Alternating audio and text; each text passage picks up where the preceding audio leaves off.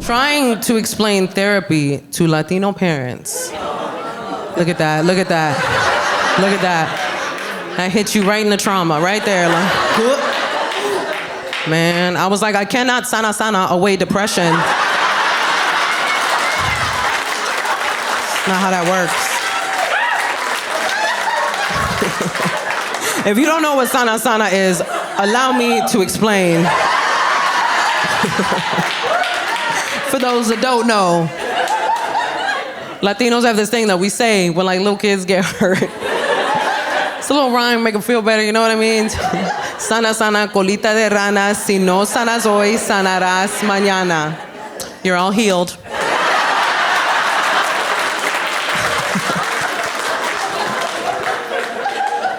One time my husband was like, can you translate that? And I was like, nah.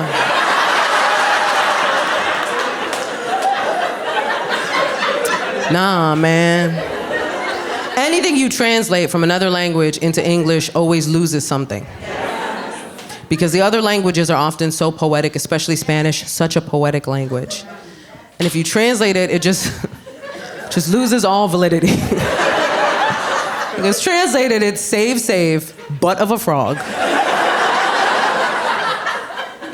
If you don't heal today, you'll heal tomorrow.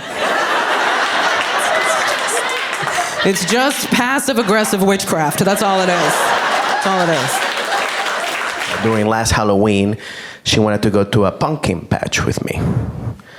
But I didn't grow up with a pumpkin patch. Like, I don't know what the pumpkin patch is.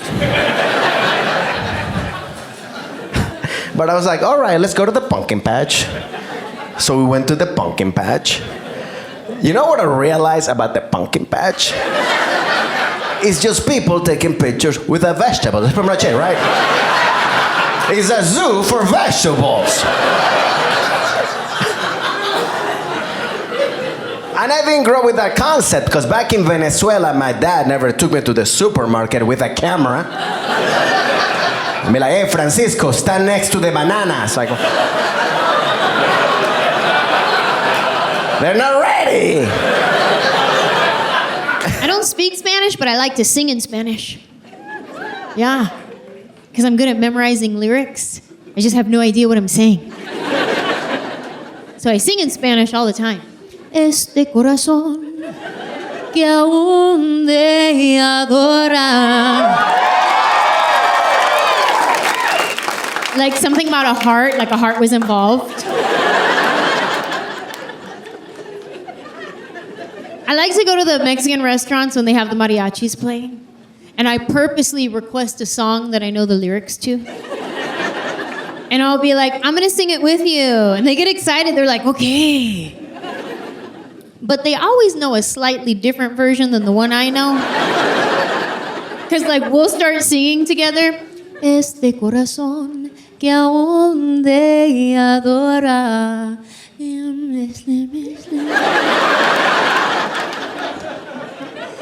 Tarde con tarde.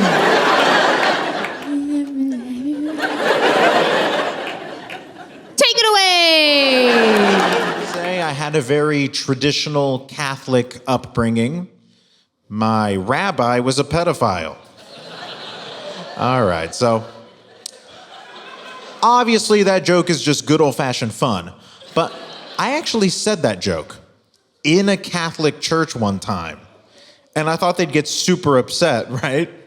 But they actually just moved me to a different church, so I'm gonna keep doing it. But a week of having a newborn in my house, I called my mom. And I was like, I'm sorry for everything I ever did. I was on the phone with her like, this baby's a douchebag. He bit my boob the other day. No, he made eye contact. He did it on purpose. I hate it here. I want to go home. What I don't like is when the doctors don't examine me, when they don't do anything. Like, the other day I waited for like an hour, and the doctor came in, and he just looked at me. He's like, oh, Francisco, you're fine. I was like, what? I was like, nah, touch me. Not paying copay for nothing. Fill me up. Right? Pretend you're doing something, right? At least do the stomach thing. You know what the stomach thing? You know, like, I don't know what that does, but at least do that. So when I'm driving home, well, he did touch my stomach, so I guess I'm approaching the age where I'm gonna start getting my clothes the same place I get my groceries. Say I won't. You will catch me at Costco. Yeah. About to get them Kirkland jeans, them Kirkland socks, that Kirkland body wash. Hey, this Kirkland gang, what? Here are my tips for dealing with women in the workplace. Listen to them. Listen to their ideas. Then take their ideas. Present them as your own, and if they complain, call them difficult to work with. Works every time I do it, and I do it a lot. But like when you're on vacation, your budget does not matter. Right? Prices don't matter. Doesn't matter if you're rich or poor, you become a prince or a princess. Right? You could be any restaurant. You're like, $25 for a beer? Fuck it, we're on vacation. One more, garçon. Right? But as soon as you go back home, that changes, right? You question everything, right? You're like, $25 for antibiotics?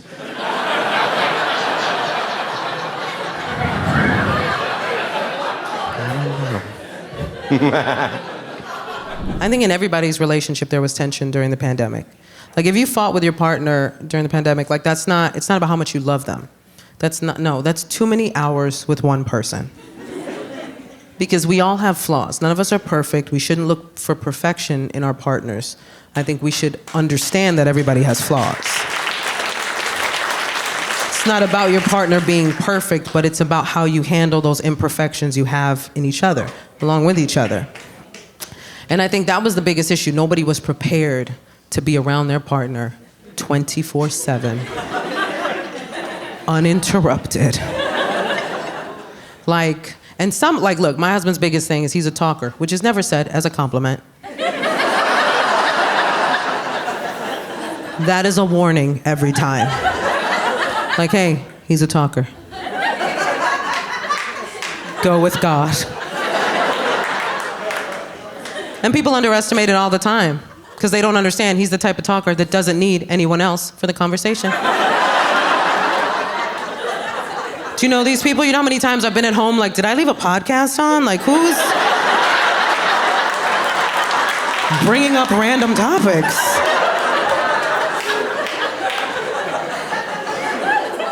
And then during the pandemic, he started doing this new thing that he'd never done before where he just announced things he was doing around the house. I'd be in the living room and I'd hear, babe, I made space for the ketchup in the refrigerator.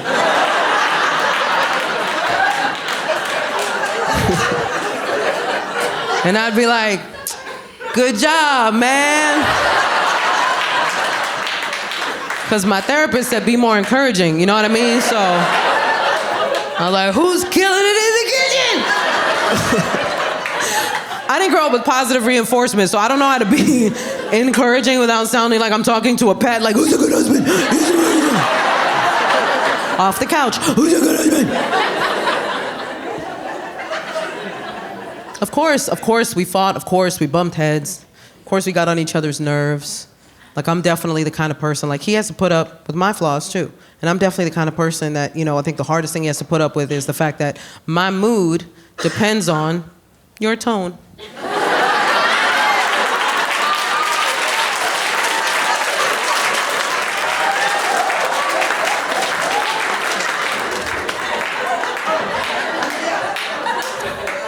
You don't have to tell me. I know it's toxic. I'm aware. I'm working on it. It's not fun, you know what I mean? To be the kind of person that's always like, what'd you say? And at this point, we've established that when a woman says, "What'd you say?" she's not asking you to repeat what you said.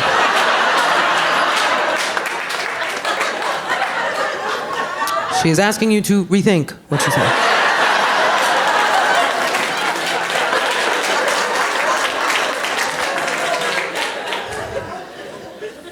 It's not fun to have somebody walking on eggshells like that, you know what I mean? Like, what'd you say? Good morning? Please say I did it right. We were bound to bump heads, man, but we're also both in therapy. And I don't know if you've ever fought with a healthy person, but it's annoying. Because we'd get into these big blow-up fights, right? Where we would just yell at each other, and then I'd storm out, right? And I'd have time to process. And I'd come back in and I'd be like, ugh. I realize my reaction to the previous situation is based on trauma from a former relationship that I shouldn't bring into this current space. Don't get too excited, baby girl. And then my husband would come in and he'd be like, ugh, I want you to know that I hear you and I see you. I was like, I hate us. I don't want to be us, I want to jump us. I don't like us.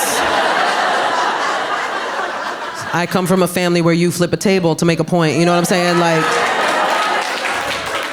this feels too healthy, you know what I'm saying? And I got a temper on me. I'm not proud of it, but it's something I know about myself. Right? Like, I got one of those tempers where I'll get real mad, real bad, real fast. Yeah. And then 5 seconds later, I'm like, we're cool. They'll be like, Gina, you burned down the house. Okay, but I'm a new woman now. Yes, I burned down the house, but I also called the fire department. And in therapy, they call that growth. So, how about you respect my journey?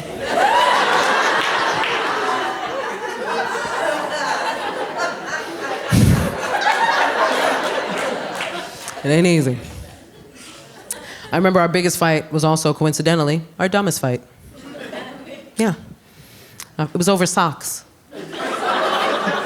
Yeah, we had the sock fight. He kept leaving his socks everywhere. And in my head, I was like, I know that you know that we have a laundry basket. What is with all this passive-aggressive sock behavior? I'm in therapy, so I could therapize.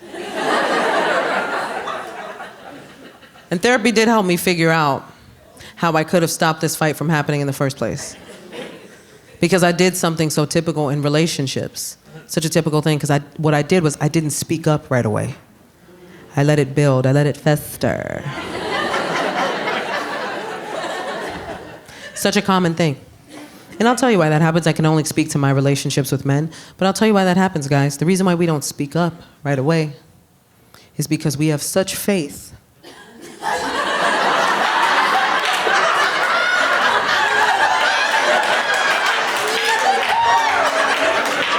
You already know. We have such faith in your ability to tell when we are upset. We truly believe you're gonna get all of our little subtle hints. Because that's what we do. That's what we do. Every woman in here can tell you when her partner is upset. Every woman in here. We always know. We always know, man. I know. I can tell by the way he breathes. So we always think he's gonna know. He's gonna know. Nope. Nope. And here's the thing.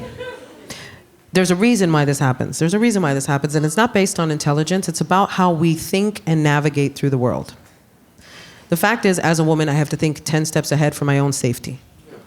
I can't just walk out the door. I have to figure out where am I going, what time is it, how am I getting back, who am I going with, is it even safe for me to go there in the first place? These are the things we have to think about when we're navigating the world. Men don't have to think that far ahead. You don't have to think in the future. You can think in the now, what's happening now, what's in front of me now. If at any point I'm mad at my husband, yeah. If at any point I am angry at my husband and I were to go into his brain, I feel like it would just be like, do-do-dee-dee-da-da-ba-da-ba-da-ba-da.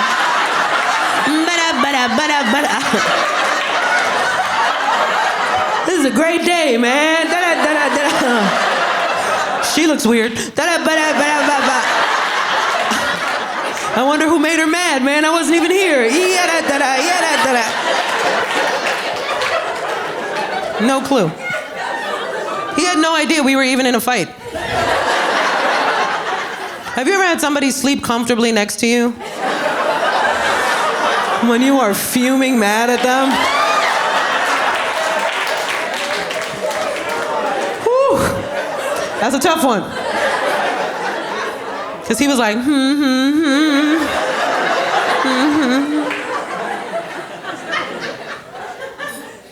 And I was just up like, I've made you too comfortable. I let it fester, I let it build, and then one day I woke up and I was like, today's the day. You know when you feel the rage rising in your body before your feet touch the floor? I was like, somebody gonna get this rage. And I remember, I woke up, I was putting my son in his playpen. It was like 6 a.m. And I saw the Nike check from the corner of my eye. And if you've ever dealt with any kind of anger issues, then you know that at this point, I had to give myself a little pep talk. I was like, don't do nothing crazy. Don't do nothing crazy.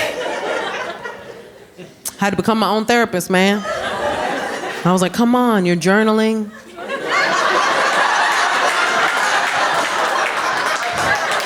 You're meditating. You watch that one Brene Brown video. You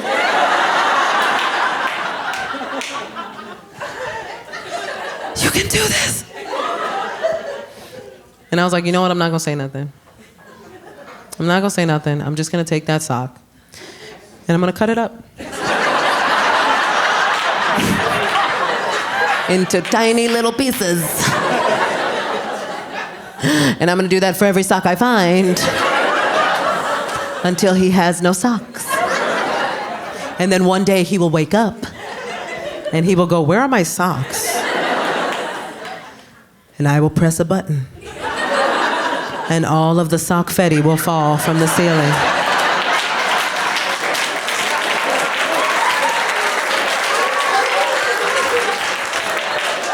And I will go, ta-da! And then I will stab him because I will have snapped.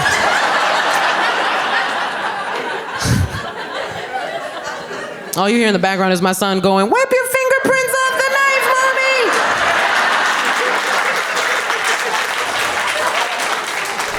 Mommy! Been touring for 15 years, and my favorite thing to do on tour is eat good food. It's my favorite thing to do.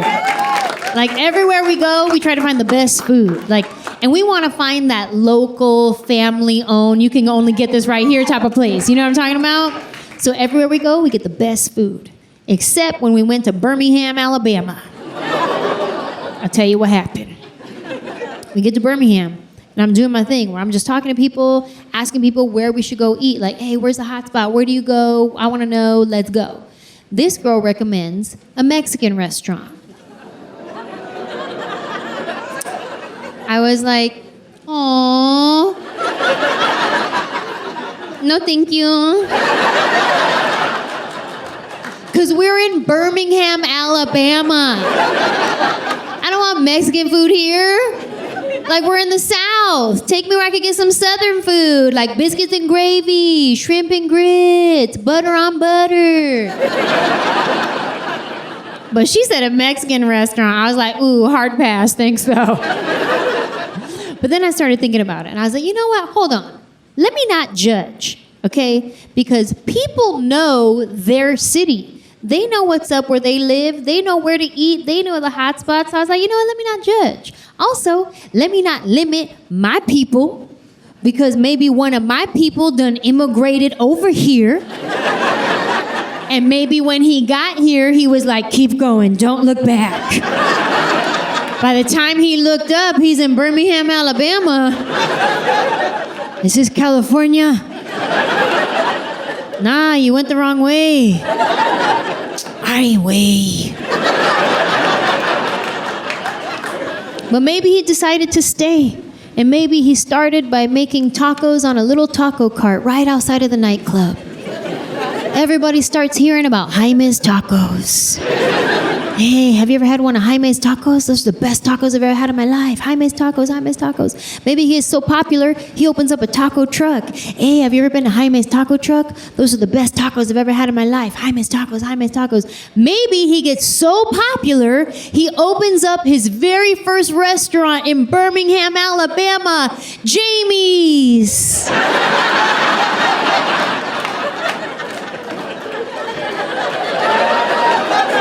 Maybe that's what happened. So I was like, you know what? Let me not judge. Let me go ahead and check out this Mexican restaurant in Birmingham, Alabama. So we get there. As soon as I walk in, I notice that it's all white people, not one Mexican. Strike one. Listen, this is not about white people. This is about the rules of restaurants. Whatever restaurant you go to, whatever culture that restaurant is, if you do not see the people of that culture in that restaurant, leave. Because if they won't even co-sign on this, it's not legit. If you go to a Chinese restaurant and you don't see no Chinese people, girl, bye. Even if you see one Chinese guy, listen real close, he might be adopted, don't fall for it. You need 2 cosigns in that situation. I walk into this Mexican restaurant, I didn't have no cosigns. I became the cosign. I was like, oh man, we already drove all the way out here. Let's just give it a shot. We sit down. They charged me for chips and salsa. Strike 2. Everybody knows that chips and salsa are free.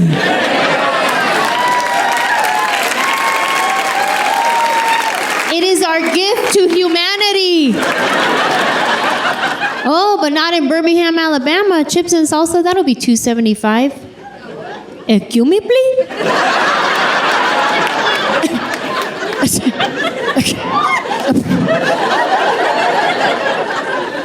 I'm sorry, is Jaime here?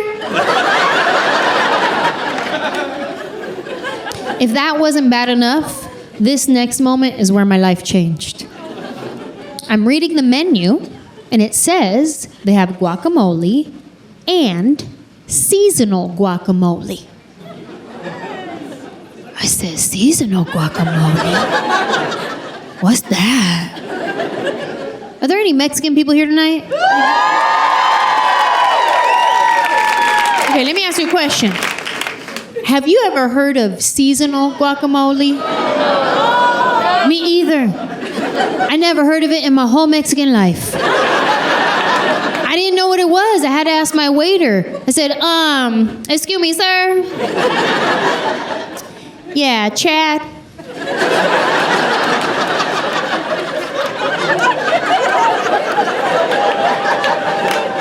Let me ask you a question. What comes in the seasonal guacamole? And he says, walnuts and candied apples.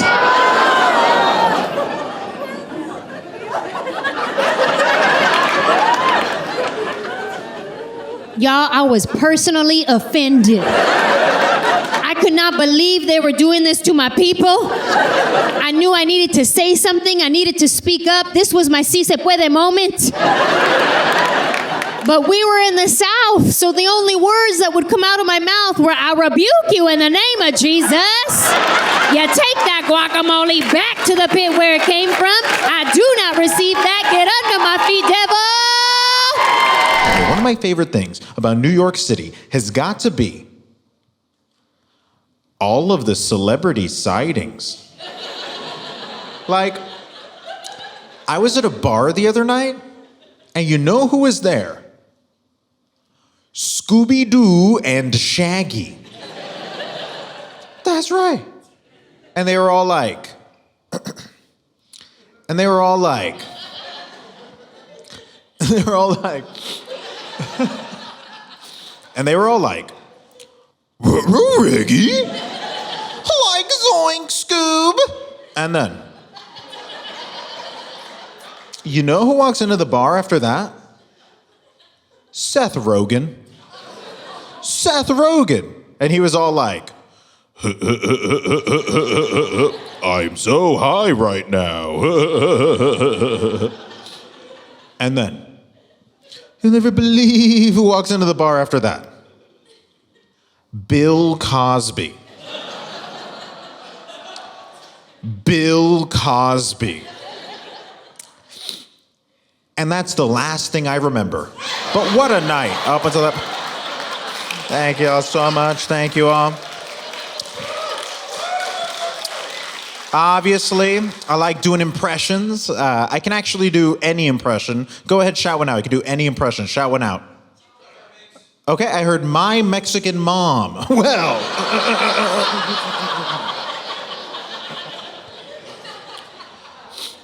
That's the one I can't do. And I'll tell you why. You see, some of my fellow Latinos, they get mad. They say, Martin, your impression of your mom is not accurate. Sounds like Speedy Gonzalez. And it's just you saying, yo quiero Taco Bell over and over for 5 minutes straight. They think I'm perpetuating stereotypes. But guys, here's the thing. Some stereotypes are actually true, all right? Like my crazy Mexican family, yeah, we do things a little different than other families. Like, if I say a bad word in front of mi abuelita, she doesn't wash my mouth out with soap. Nah. She washes it out with fabuloso. And then she hits me with a chancla. And then she makes some nachos, does the Macarena, joins the cartel, is lazy. Oh, you know. Illegal, freeloader, rapist, murderer. I mean, como se dice, ay, ay, ay. Tell you a little bit more about myself. I guess you could say I had a very traditional Catholic upbringing. My rabbi was a pedophile. All right, so obviously that joke is just good old-fashioned fun, but I actually said that joke in a Catholic church one time, and I thought they'd get super upset, right? But they actually just moved me to a different church, so I'm gonna keep doing it. Tell you a little bit more about myself. I took an Uber here tonight. How many people here have ever used Uber or Lyft or ever been in a car before? Make some noise. Oh, a copy? That's cool. I like Uber, but one thing I don't like is a chatty Uber driver. I mean, seriously, if like the Uber driver starts trying to have a conversation with me, I wish I could just press don't talk to me. In fact, don't even look at me. I better not hear a word out of your mouth while I am inside your car. Don't try to connect with me as a human being. I'm paying money for this. So you are my servant. And servants speak when spoken to. But, you know, I wish they had one of those. I have anxiety. But until they invent a button that says exactly that, what I do if I have a chatty Uber driver is I just don't tip. Anyway, I like taking Ubers to the airport. How many people here know what an airport is? Make some noise if you've heard of one of these things. Oh, copy. Oh, we got a cultured crowd. That's good to know. I like airports. But one thing I don't like is a baby on an airplane. I mean, seriously, on my flight here, there was a baby on board that I wanted to murder. Never got the chance, though, because it was sleeping quietly the entire time on the opposite side of the plane. Yeah, babies on airplanes can be pretty annoying. But I actually had the worst thing of all time. Happened to me earlier this week. This is true. I dropped my phone in a public toilet. I know. And it happened in slow motion, too. Just, no. All the way from the top of the stall and then through that person's legs. And I was like...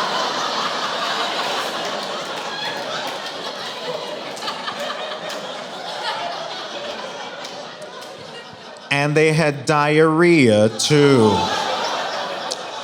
Anyway, speaking of toilets, I'm married. How many people here are married or engaged or want to get married one day or are single? Makes noise if any of you are... Oh, a copy? That's cool. Yeah, well, I'm married. And my wife... Oh, my wife... she gets mad. She gets mad whenever I pee in the shower. I can't really help it, A little bit of pee always comes out when I poop. I mean, that's just biology or something. She's a bitch, right? No, but I love her, though. I love my wife. In fact, I can't imagine my life without her. Because then it would be considered premeditated. No, but I love my wife. My wife, she actually saw me do stand-up the other night, and I don't think she liked the impression I did of her during one of my jokes, because afterwards she told me, she said,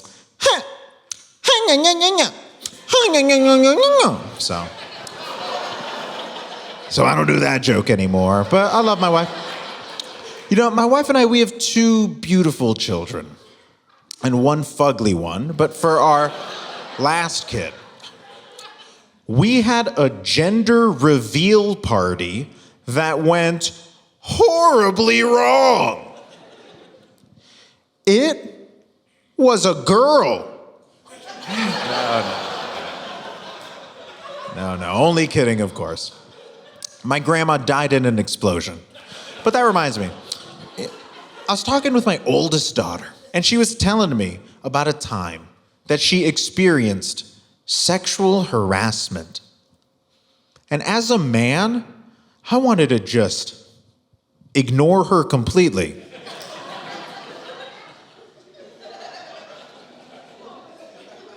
But then I realized that's somebody's daughter. Oh, hell yeah, man. It feels so good to be here. It's been a wild year for me, man. My father's 55, he's single, and he's on Tinder, and he's killing it. And he calls me all the time about it. So excited. People are like, you can set your radius to a mile? I'm like, dude, what? Why? He was like, because I don't want to walk too far, that's why. I'm like, that's gross. It's weird. My dad's single in the area that I grew up in, so my friends will call me and they'll be like, yo, I saw your dad on a date the other day. And I'm like, where? And they're like, at my house, cooking my mom breakfast. Damn, bro, this sounds like a good-ass date, dog. See you at Christmas. I feel like I should tell everybody now, I don't speak Spanish and I'm Mexican, and I apologize. All right, not a lot of Mexicans in the crowd. Whenever I tell Mexicans that, they're always bummed out. But whenever I tell Americans that, they're like, dope, the plan worked. My mom would make fun of me all the time growing up and call me a bad Mexican because I didn't speak Spanish. So she'd call me white kids' names growing up. She'd be like, you're being a real Chad right now. She's like, I remember one time I was at a grocery store. I was just being a not good kid. And my mom just screams at me. She's like, Kevin, get over here. And I ran up, but also 2 adorable white kids also ran up next to me. Just terrified. I was like, no, man, she's talking about me. He was like, thank God. My mom makes fun of me a lot. I told her I started going to see a therapist, and I was going to go see psychology stuff. And I don't know if you guys know this, but most Mexican Americans do not believe in mental health and or psychology. I know this because I told my mom I was going to see a therapist, and she was like, that shit's evil. It's like, okay. But she was kind of right, because I went to a white psychologist and I started telling her all my Mexican problems.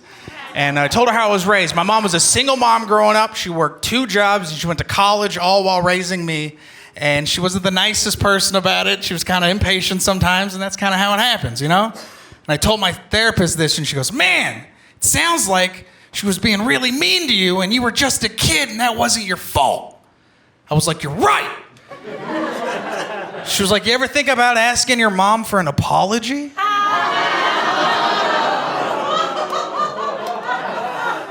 I was like, you could do that?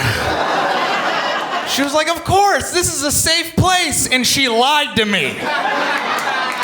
I went up to my mom, I was like, hey mom, you should apologize for all that mean stuff you said to me when I was a kid that made me feel inadequate as an adult. She was like, you know what? You're right. I am sorry that I raised such a little bitch. No more therapy for me, so. I should go to therapy because I'm weird. I don't think there's ever gonna be a Mexican mass shooter. I don't think it's ever gonna happen because a Mexican guy would have to work 3 jobs just to save up for one of those guns. It costs a lot of money to kill a lot of people very quickly. Some would say it's a privilege.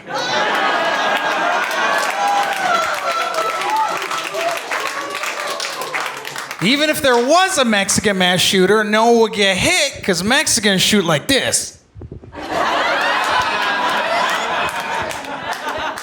All right, a lot of you tightened up, and that's because morally you're good people, you know what I mean? Because school shootings are tragic, but homeschool shootings can really tear up a family.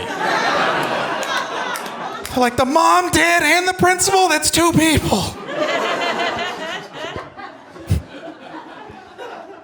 I've been subscribing to a lot of OnlyFans right now, and it's pretty great. You know, just doing my part as a feminist, you know?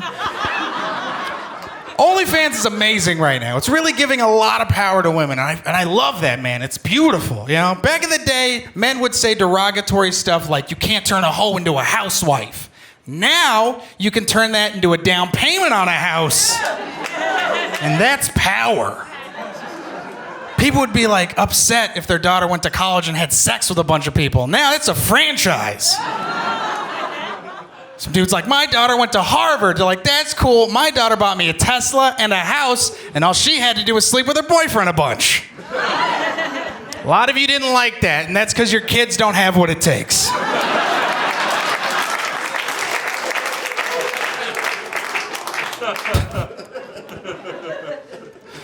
I tried to adopt a dog over quarantine, and they were all very mean to me.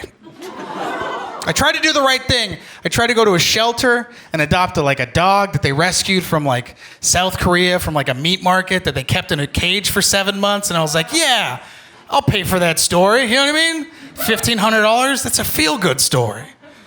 I called them and I was like, hey, I'd like to have this dog. And they're like, where do you live? I was like, I live in an apartment. And she said, no. I was like, why not? And they're like, 'cause that dog's been trapped in a cage for 7 months, and we don't want to put him back in another one. I was like, well, what should I do? She was like, should have saved up for a house, and then hung up on me. Yeah. That's why I like Mexico. Because for $100, I could go to Mexico right now and get a purebred white UCSD student delivered to my house. I could crack that box open, she could fall out and be like, oh my God, thank you so much for saving me. I'd be like, I need one more favor before you go. She's like, oh no. I'm like, no. Just need you to fill out this dog adoption form. Tell them you live in a house. And then I'll let you see your family.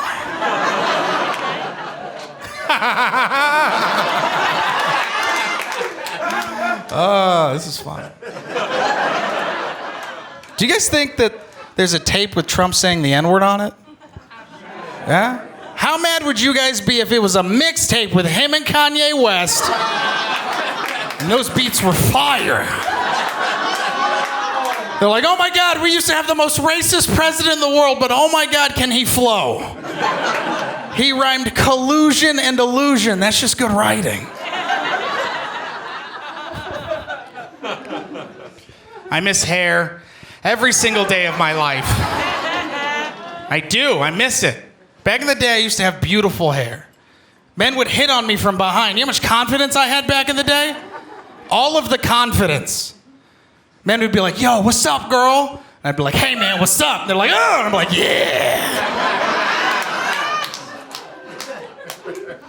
My wife, gorgeous hair. Sometimes when she's sleeping, I like to sneak into the bedroom and I'll put her hair on top of my head. And then I'll just start brushing it, you know? She'll start to wake up. She's like, what are you doing? I'm like, go back to bed. This is my time. She's like, why are you wearing my makeup? I'm like, cuz it makes me feel pretty. That's fine. I'd suck a dick for hair. I would. A lot of you guys don't know my plight, so for real, you guys are like, why can't Frank, can't you just buy hair? I'm like, yeah, but I want hair now before I get off stage. Any hairdressers in the house? No? Damn it. I was balding in high school, and I remember I asked the prettiest girl at the prom, I was like, hey, do you want to go to prom with me? She looked at me and she goes, oh my God, why is the janitor asking me to prom? I was like, Every Christmas, my father would just buy me hats, and I never got it. He'd just be like, here's your hat. I'm like, thanks, Pops, I'm not really into sports. He's like, oh, you fucking will be. When it's all you have left. Every time people find out that I'm from Venezuela, and if they know somebody from there, they think I know them too. Like, there this lady come up to me, like, oh, you're from Venezuela. I know somebody from there. You probably know him. His name is Jose. No last name. I was like, lady, there's a lot of Jose's in Venezuela. I'm not gonna know him, all right? But then she showed me the picture. I'm like, oh, fuck, that's my cousin. You gotta like it, lady. I'm also a U.S. citizen, so I do have an American accent. Not this one. I have another one that I use when I need to. Like, when I go to Starbucks, I have to use it because they never understand my name, right? So that was there. The girl's like, can I get your name? So I use my American accent, and I'm like, my name is Francisca.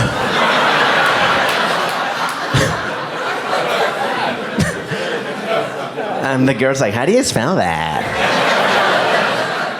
I was like, it's like San Francisco, but without the San.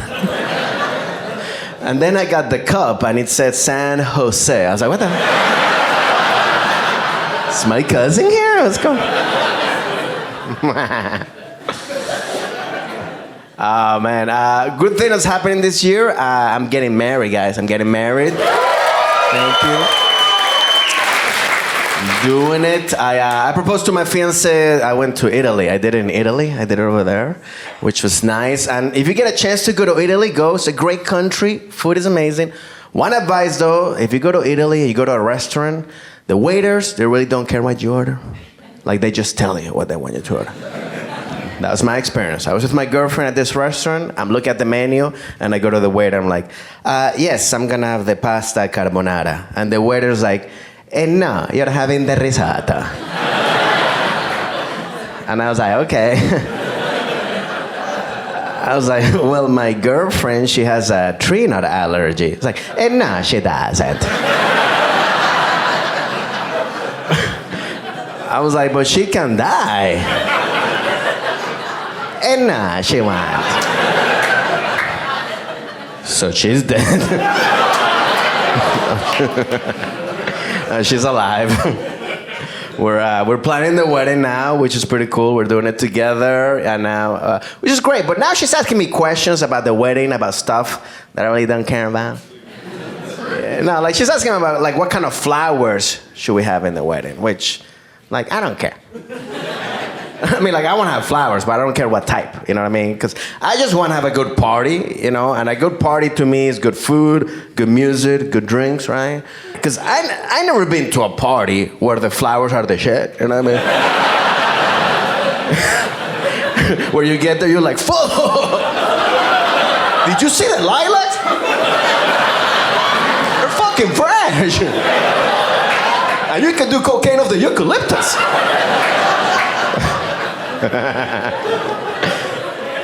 Shit. By the way, we're planning the wedding. We're doing it. We're getting married in Spain. We're doing it in Spain. And yeah, and the reason we're doing that is because we love to vacation, you know, and I love vacation because when you're on vacation, we all change as human beings. Like, people here on vacation, we all change. We all become different people. Like, when you're on vacation, your budget does not matter.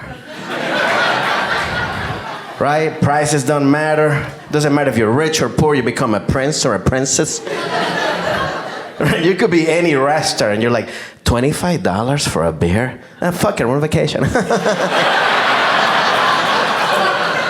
One more, garçon.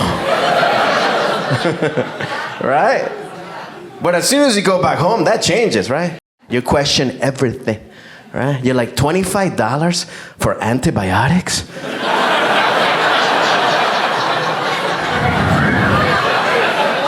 I don't know. One thing that I don't like what people do on vacation, though, is when people wear touristy clothes. I don't like that. Where are you guys from? No, you're not. You're not. No, that wasn't. No, you guys are fine. This is a good example. I don't know where you guys from. Where you guys? Fort Lauderdale. You see, I couldn't tell. I like that. You're not wearing touristic clothes. I don't like touristic. For example, like a Hawaiian shirt. You know, I don't like that. No, and let me give you my reason. I don't like it because, like I said, I was born in Venezuela, so I'm always very suspicious about everything. I think some bad shit's about to happen. So I never want to draw attention to myself. So when I see somebody walking around like a tourist, I'm like, oh, this person wants to get kidnapped. You know what I mean? I'm just like, I'm not from here. Rob me. Fuck that. I don't do that. I blend in, right? I mean, I see what people are wearing, and I wear the same stuff. That's why I was in Italy. I was walking around in a Speedo. Nobody touched me. I mean, they did, but not to rob me. Hey, where's the risotto? So I've been living, like I said, I was born in Venezuela, but I've been living in the U.S. since I was 12. I moved here when I was to Maryland when I was 12. I grew up in the East Coast. So I've been living most of my life, but I still feel like I have like this third world country DNA in me. And by that I mean that when you come from a third world country, you're resourceful, like you solve problems quick, because shit doesn't work in a third world country. So you gotta find solutions. You just don't give up in life. For example, like if there's no hot water, heat it up. There's no manager you can call.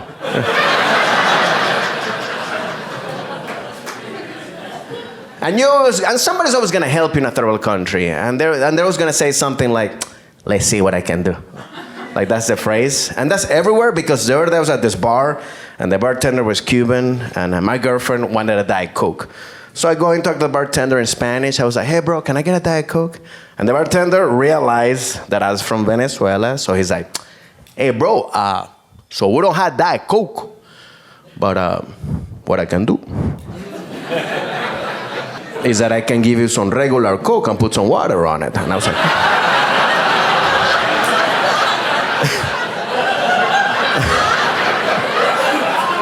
like, all right. But that was the mindset, you see? Like he just didn't go like, we don't have it. He's like, no, we're gonna come up with a solution here. We're gonna solve this problem. Which, by the way, I would love to see this guy as a doctor, just doing the same thing, right? Right, back in Cuba, it's like, so welcome. So you need a blood transfusion. So your blood type is A positive. We don't have that. But what I can do is that I can give you some A negative and then add some B negative. Because two negatives make a positive, papi.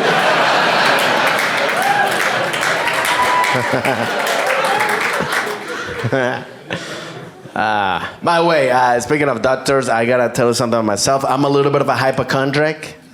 I am. I don't know if anybody out there. Like, I enjoy going to the doctors. Yeah, I like it. I treat it as a date. I dress nice. I put cologne. I bring snacks. Like, I don't mind waiting. Like, people hate waiting. I don't care. I like waiting. I don't care.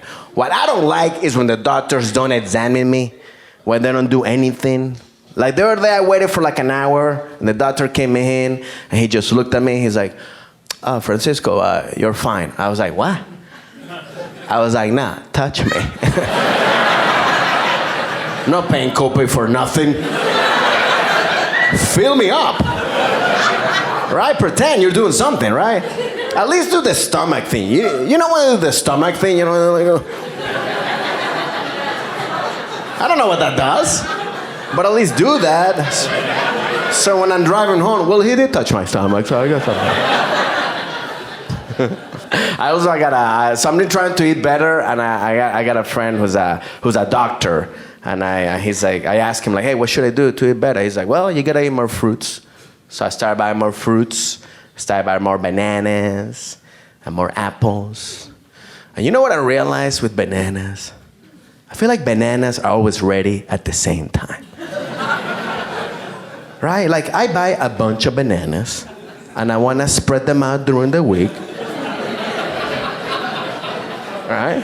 But bananas are like, "Enough, Francisca. You're going to have to eat 5 today." Right? Bananas are a very tight group of fruit.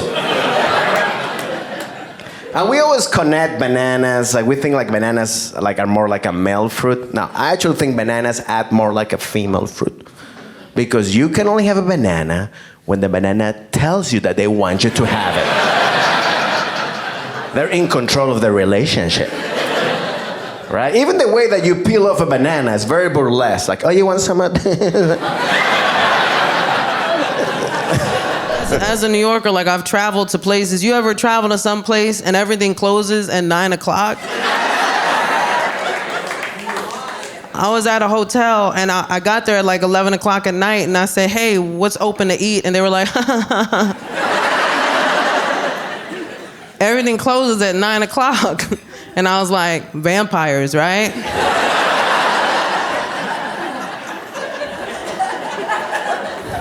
That could be the only logical explanation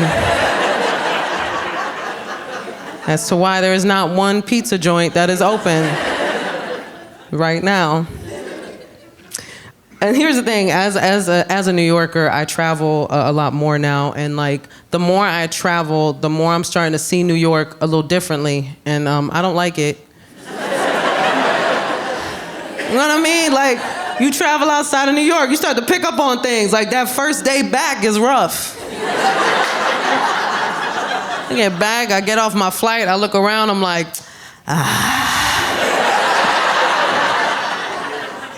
it is kind of nasty.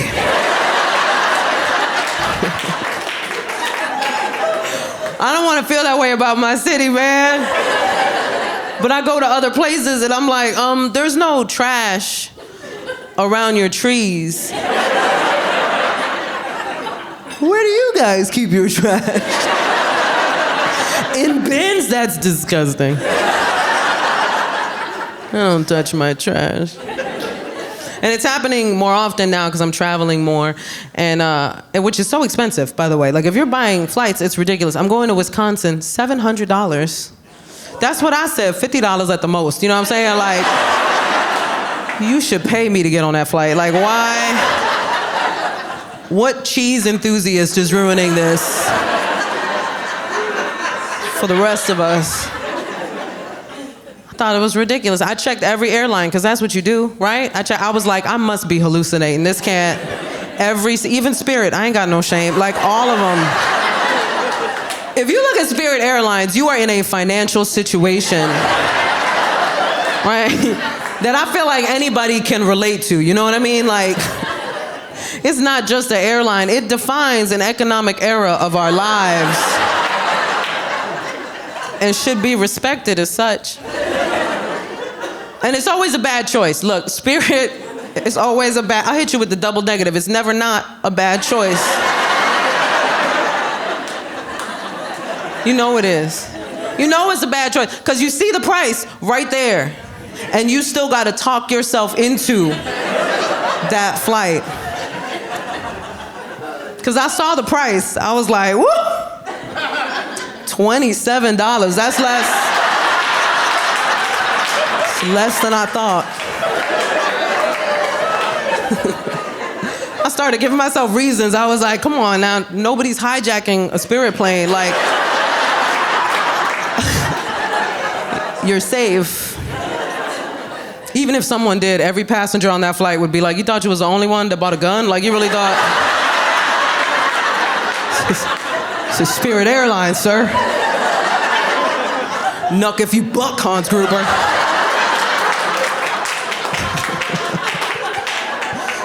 It doesn't matter where I go. As soon as people find out that I'm a New Yorker, they feel compelled to tell me how they feel about New York. Right? Like, I don't ask. But they always tell me, and it's usually some cliche thing, you know, they'll be like, New Yorkers are mean. And here's the thing, we're not mean, we're aggressively kind. Right?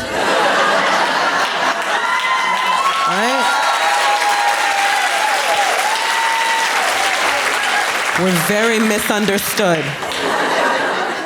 I always tell people, get lost in New York City, the first person that will help you is a New Yorker. Guaranteed. Guaranteed, because we can't stand lost-looking people. Like, we hate your lost-looking faces. I'm not even gonna lie to you. We see them at the, like, right at the subway map, just like, Is it uptown? Is it downtown?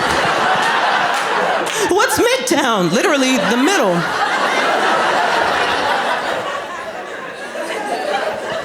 I just picture them like panicked at the map, and then like out of the darkness, they hear a voice. Where you trying to go? That is one word in New York City. Where you trying to go? No breaks. You've been looking at the map for 5 minutes. Where you trying to go? I'm trying to help you get out of my way. You've been in my way 5 minutes. Look at this map.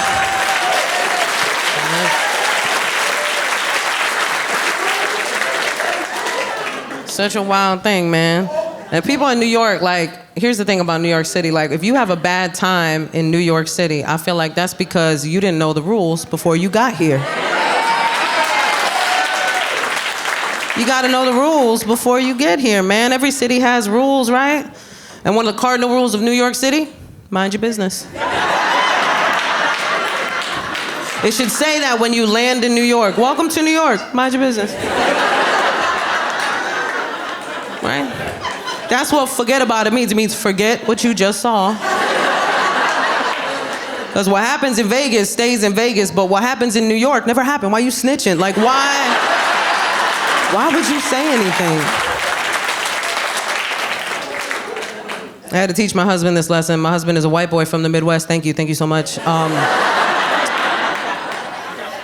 I'm a Puerto Rican girl from the South Bronx, man. Like, hey. I know we got Puerto Ricans here. Hey. Yeah. What up, probably my cousins? I'm just saying, let's do a 23andMe later and get weird. That's the thing, I'm not gonna lie to you. As a Puerto Rican girl from the South Bronx, I didn't think I could bag a white boy from the Midwest. I thought I was too aggressive. Because I don't know how to soft flirt. You know what I mean? Like, you know how some girls can like really cute flirt? Not me. I'm New York aggressive with it. I'd be like, yo, I like you, son.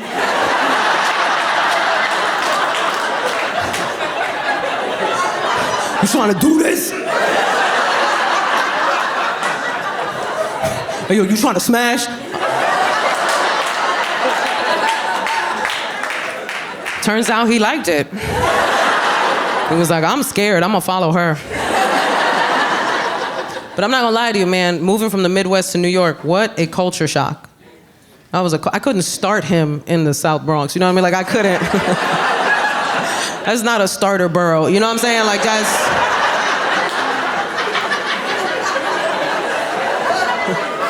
Right? We don't start people in the Bronx. We end them.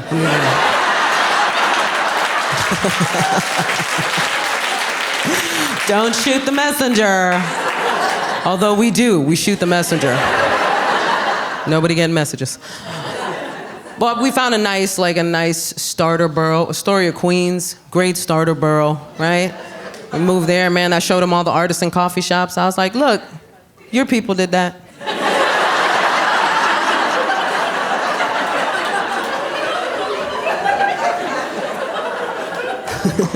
We moved to this nice, quiet neighborhood, or so we thought.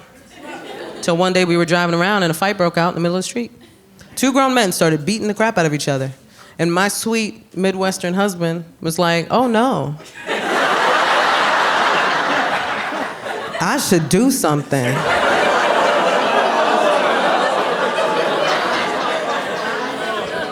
I was like, if you don't roll up your window right now, I'll fist fight you myself. I was like, what you gonna do, Captain America? You gonna fight 2 grown men? You have psoriatic arthritis, take a seat. I'll tell you what's about to happen. I'm about to watch you get jumped. That's what's about to happen. And I'm gonna watch, because I know how to mind my business. I already learned. This is your lesson, baby, not mine. It wasn't like that when we first got to the neighborhood. When we first got to the neighborhood, the hottest beef on the block were 2 businesses that were at war with each other. It was a health food store and a bagel shop. And the health food store started selling bagels. That's what I said. Here's the thing, they could have sold their bagels in secret. That would have been the respectable thing to do. But they put out a sign. Right, and the sign said, we sell organic bagels. So the bagel shop put out a sign. And their sign said, there's no such thing as organic bagels.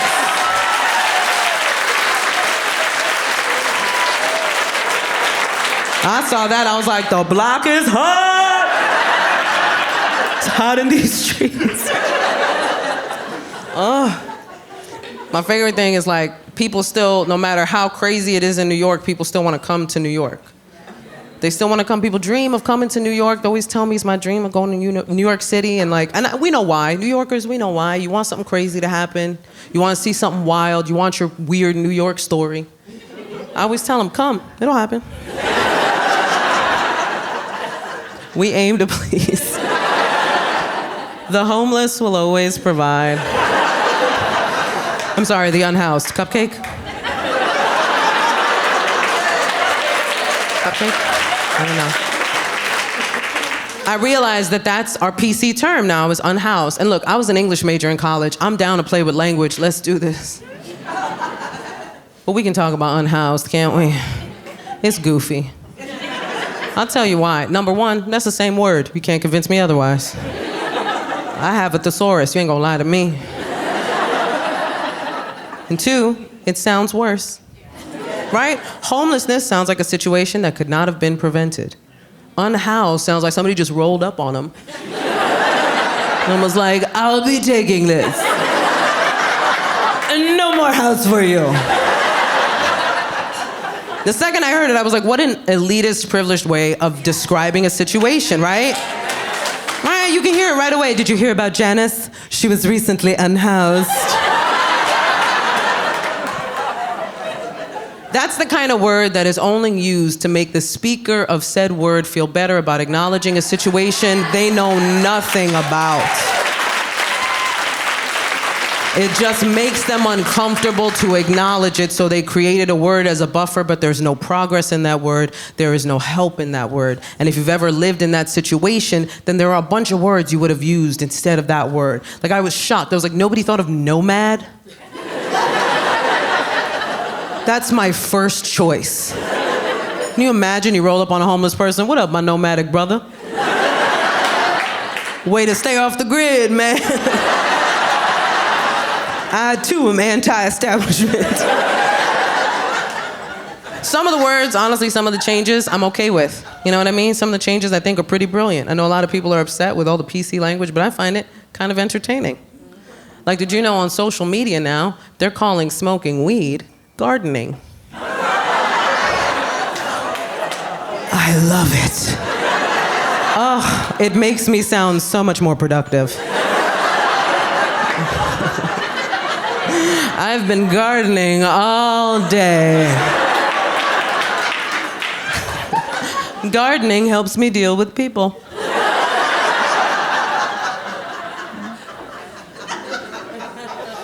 You know, it doesn't matter how crazy New York gets, it's still a vibe. It's still a city that has its energy. Man, when you think about it, even when COVID hit, we were the epicenter. Even COVID came through like, oh, New York is lit. COVID was like, if I can make it here, I can make it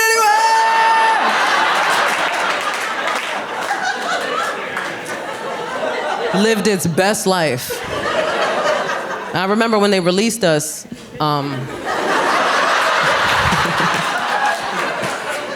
from COVID captivity. We got rid of that 6 feet of personal space day one. Day one, it was gone, man. We couldn't wait. I know, because I got on the subway, and within 2 seconds, I had a guy this close. Right in my face like that. I was like, sir, we're the only 2 people on this train.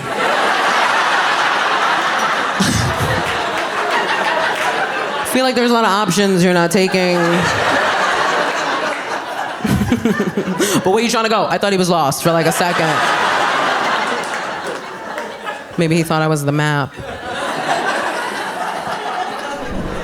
Learning a lot being a California girl living in the South, because it's different here. I've learned when I go to a restaurant, if I order an iced tea, it automatically comes with 3 pounds of sugar in it. Y'all call that sweet tea. We call it diabetes.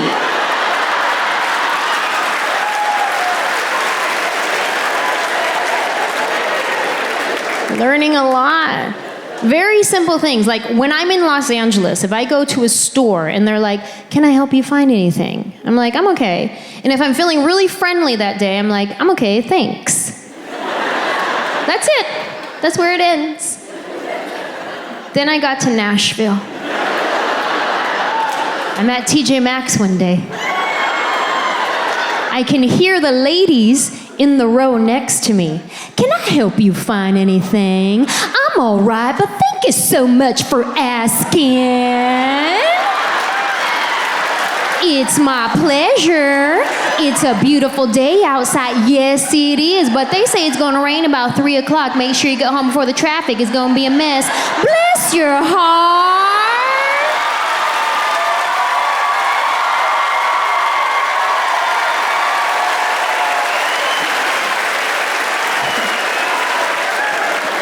I was like, ooh, I don't know if I have energy for the South. I don't know how to do it. Like, who stops talking first? Then I look around the corner and neither one of them even worked there.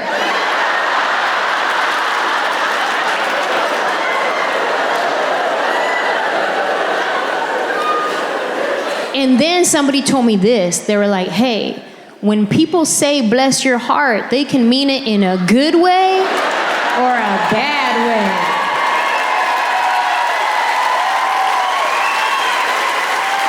And I was like, what? Like, how you do a bad bless? And they're like, no, trust me, sometimes that's not what they mean.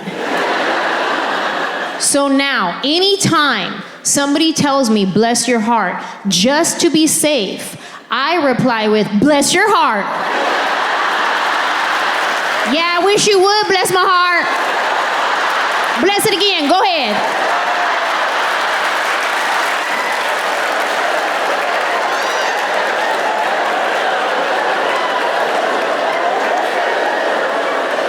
It's kind of like like the old fighting words at church. I'ma pray for you.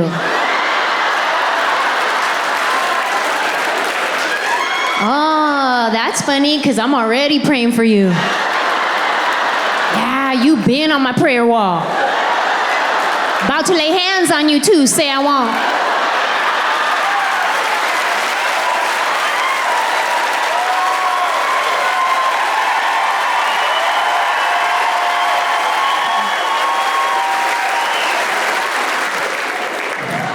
Learning a lot. When we first got to Nashville, we were trying to figure out what part of the city we wanted to live in. Like, where do we fit in? Where do we vibe with? Finding out this county has good schools, this county doesn't. This county believes in COVID, this county doesn't.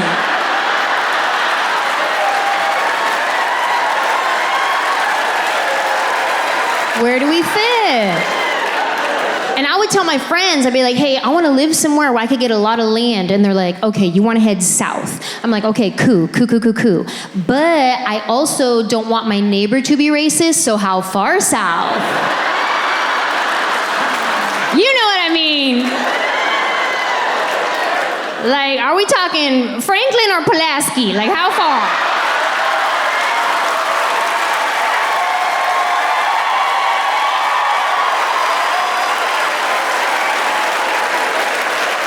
Because when you get to the deep, deep south, it's scary. I've seen movies. I'm not trying to do that. I mean, if they have a TJ Maxx there, I will pray about it. And I'm a good neighbor. Like State Farm, I'm there.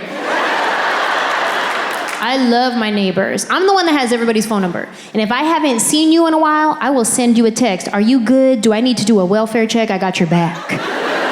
Because I love my neighbors. Every holiday season, I'm gonna get my neighbors a gift. Not the whole neighborhood, just the houses I can see from a front window. Because I love my neighbors, as long as they love me. And I know that's not how the Bible verse goes. But that is my interpretation. This is not the New King James Version. This is a new Queen Anjelah version. This is Anjelah 5:14. Do unto me as you want to get done. That's how you say amen in my Bible.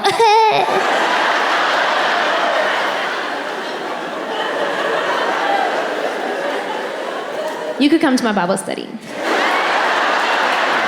It's on Tuesdays. Learning a lot. One thing I learned right out the gate is allergies are a whole different beast in the South. Because when I live in Los Angeles, we don't really get all the seasons. We get summer and fire. So Zyrtec works just fine there. Then I get here, come to find out Zyrtec lost their subscription or something. It did not work. One day I went to pour the Zyrtec pill in my hand and the wind just blew it off. It was like, don't bother. It's so fun waking up every morning playing COVID or allergies. You guys know that game? Where you wake up in the morning and your sinuses are doing a weird thing, and you're like, wait a minute, hold on. Am I dying or did I have dairy? Can I taste anything? Get me some peanut butter. Can I taste? I was actually really lucky. For the first 2 years, I did not get COVID at all. And then earlier this year, she got me, little hoe. She gets around that one. At this point, I know more people who have had it than who have not had it. I know people who've had it with no symptoms whatsoever, and I know people personally who have passed away from it. So my heart goes out to anybody here who has lost somebody from COVID. I've been tested for it many times, and the first time I got tested, my friends tried to warn me about it. They were like, yo, it's intense. And it actually wasn't that bad, probably because they let me do it myself. Yeah, they gave me the Q-tip. And they're like, okay, you want to go all the way in your sinuses? And I was like, okay. Sure. How about I just put it in my nostril and I wiggle it a lot? Can you test boogers? I'll give you some of those. The second time I got COVID tested, the nurse did it, and he went all the way up in there to where like my eyelids started closing. I was like, whoa, you're manually closing my eyelid. He's like, it's not that far up there. I was like, nah, bro, you're in my brain. Like, you're giving basic commands at this point. Like, if I punch you, it's not my fault, you did it. He's like, well, I'm sorry. I was like, no, don't apologize. Just while you're up there, do you mind scraping out some of my childhood trauma? That'd be great.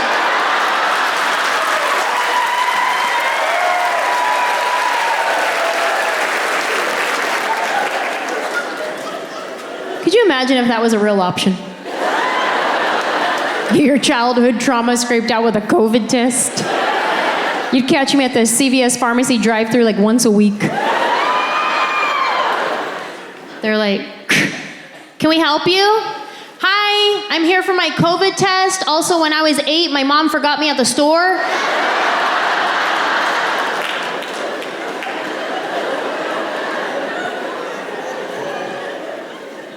Another thing I've learned living in the South is the bugs are bigger. Y'all got some Nashville geographic stuff happening here. Like in California, we have bugs, but our bugs are killed. Then I get to Nashville. I went to get in my shower one morning. There was a spider in my shower. Now this spider was so big, I thought I was interrupting him. I did. I went to open the shower curtain. I was like, oh my God, I'm so sorry. I didn't know anybody was in here, my bad. He was big and he was furry too. Yeah, I didn't know if I should brush it or smush it. I didn't know. He was so furry, he had dander. Ew. I need my Zyrtec pill just for the spider dander. I was like, sir, the Head and Shoulders is right there. Help yourself. If I ever have to kill a spider that big, I am morally conflicted. Because at that point, that's a pet. Put a collar on that thing, that's Bubba. Bubba had plans that day. He was just getting started, he's in the shower. That's messed up. If you ever have to kill a spider that big, you could hear the crunch. And if you hear the crunch, you know that thing had a soul. That's messed up. I used to kill any spider or bug that was around me because I don't like bugs at all. But over the past couple of years, I have this newfound respect for nature and insects. So now, if I ever see a spider in my house, what I like to do is scoop it up in a container, take it outside, throw it in a bush, and then immediately go like this.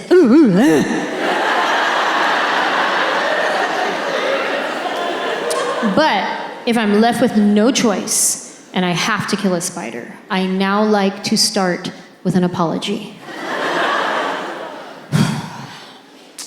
Listen, sir. I know you weren't expecting this today. I'll be honest, neither was I. Truth is, I don't know you. You could be poisonous and you could kill me.